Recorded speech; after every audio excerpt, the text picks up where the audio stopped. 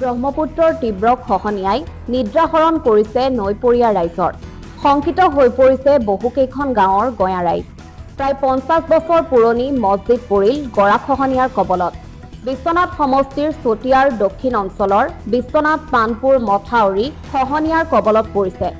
বিশ্বনাথ চাৰিআলি, চতিয়া, জামুগুৰি হাটৰ নদুৱাৰ অঞ্চলৰ একমাত্ৰ ৰক্ষা কবচস্বৰূপ বিশ্বনাথ ঘাট পানপুৰ মথাউৰিত চপৰা চপৰে খহিছে মাটি। 1990 চনৰ পৰা চতিয়াৰ দক্ষিণ অঞ্চলত বিশ্বনাথ ঘাট পানপুৰ মথাউৰি খহনীয়াৰ কবলত পৰি আহিছে। বিশ্বনাথ পানপুৰ গৰাখহনীয়া সমস্যা যিটো দীৰ্ঘ দিনৰ সমস্যা, এই সমস্যাটো আজি যি ভয়াৱহ ৰূপ লৈছে আপোনালোকে দেখা পাইছে। মাত্ৰ 35 মিটাৰ বাকী আছে। গতিকে আমি অসম চৰকাৰৰ লগতে বিভাগীয় কৰ্তৃপক্ষক আমি এই অঞ্চলৰ ৰাইজৰ তৰফৰ পৰা অনুৰোধ জনাইছো যে যিহেতু ইয়াতে হাইলাইন এক্সপ্ৰেছ আছে মাথাউৰিৰ ওপৰত, এইটো প্ৰতিৰোধ কৰিবৰ কাৰণে, এইটো সুৰক্ষা দিবৰ কাৰণে, মাথাউৰিটো সুৰক্ষা দিবৰ কাৰণে আমি অনুৰোধ জনাইছো। 35 মিটাৰ যিহেতু আছে, আৰু লগতে যদি গৰাখহনীয়া মানে ভয়াৱহ ৰূপ লয়, মাথাউৰিটো ছিঙি যায়, বিশ্বনাথ সমষ্টিৰ লগতে নদুৱাৰ সমষ্টিৰ প্ৰায় 1-1.5 লক্ষ মানুহ বানপানীত ক্ষতিগ্ৰস্ত হ'ব। গতিকে তাৰ কাৰণে আমি অতি শীঘ্ৰেই মাননীয় বিভাগীয় মন্ত্ৰীৰ লগতে বিভাগীয় কৰ্তৃপক্ষক অনুৰোধ জনাইছো যে অতি শীঘ্ৰে সমস্যাটো সমাধান কৰিবৰ কাৰণে।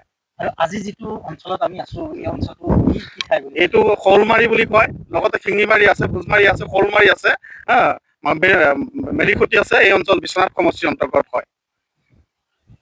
তদানীন্তন কংগ্ৰেছ চৰকাৰৰ দিনৰে পৰা বৰ্তমানৰ চৰকাৰেও কণা হাঁহক পতান দিয়াৰ দৰে খহনীয়া ৰোধৰ বাবে কাম কৰি আহিছে যদিও আজি পৰ্যন্ত এই সমস্যাৰ কোনো সমাধান হোৱা নাই। বৰ্তমান সময়ত কলাকাটি গাঁৱত গৰাখহনীয়াই এক তীব্ৰ ৰূপ ধাৰণ কৰাৰ ফলত প্ৰায় 50 বছৰৰ এটা পুৰণি মছজিদ খহনীয়াৰ কবলত পৰিব ধৰিছে। ব্ৰহ্মপুত্ৰ নদীয়ে বিশ্বনাথ ঘাট পানপুৰ মথাউৰি স্পৰ্শ কৰিবলৈ মাত্ৰ 20ৰ পৰা 30 মিটাৰমান বাকী আছে। অঞ্চলটোৰ ৰাইজে দীৰ্ঘদিনৰ পৰা গৰাখহনীয়া প্ৰতিৰোধৰ স্থায়ী সমাধানৰ বাবে চৰকাৰক দাবী জনাই আহিছে যদিও স্থায়ী সমাধান আজি পৰ্যন্ত নহ'ল। দিছপুৰত চৰকাৰ সলনি হৈছে, বিধায়কো সলনি হৈছে, কিন্তু চতিয়াৰ দক্ষিণ অঞ্চলৰ ব্ৰহ্মপুত্ৰৰ গৰাখহনীয়া স্থায়ী প্ৰতিৰোধৰ ব্যৱস্থা আজিও নহ'ল। প্ৰতিখন চৰকাৰে কোটি কোটি টকা খৰচ কৰে যদিও সেই টকাৰে ঠিকাদাৰ বিষয়া কৰ্মচাৰীৰহে পকেট গৰম হয়। বিভাগীয় বিষয়া কৰ্মচাৰীসকলে খৰালি বতৰত শুই বহি থাকি বাৰিষা বতৰত অতি নিম্নমানৰ গৰাখহনীয়া প্ৰতিৰোধৰ কাম কৰি বছৰে বছৰে চৰকাৰী ধন হজম কৰি আহিছে একাংশ বিষয়া কৰ্মচাৰীৰ লগতে ঠিকাদাৰসকলে। অঞ্চলটোৰ ৰাইজৰ লগতে বিশ্বনাথ জিলা নেমচুৰ দাবী, এইবাৰৰ নৱগঠিত চৰকাৰখনে এই অঞ্চলৰ হাজাৰ হাজাৰ লোকৰ দুখ বুজি পাব আৰু ব্ৰহ্মপুত্ৰৰ গৰাখহনীয়া সমস্যাৰ স্থায়ী সমাধানৰ ব্যৱস্থা গ্ৰহণ কৰিব আৰু প্ৰায় 50 বছৰীয়া কলাকাটি গাঁৱৰ পুৰণা মছজিদটো খহনীয়াৰ কবলৰ পৰা ৰক্ষা কৰিব বুলি আশা প্ৰকাশ কৰিছে গঞা ৰাইজে। বিশ্বনাথ জিলা চতিয়া অঞ্চলৰ কলাকাটি যি আমাৰ এৰিয়া আছে, সেই অঞ্চলত যোৱা কিছুদিনৰ পৰা ব্ৰহ্মপুত্ৰ নদীৰ গৰাখহনীয়াই তীব্ৰ ৰূপ ধাৰণ কৰিছে। আমি যিহেতু নতুন চৰকাৰ আমাৰ আহিছে, নতুন চৰকাৰক আমি দাবী জনাইছো বিশ্বনাথ জিলা নেমচুৰ পৰা যে চৰকাৰে এই অঞ্চলৰ ক্ষতি নোহোৱাকৈ অনতিপলমে আমাৰ যি গৰাখহনী আছে, গৰাখহনী প্ৰতিৰোধ কৰিব লাগে।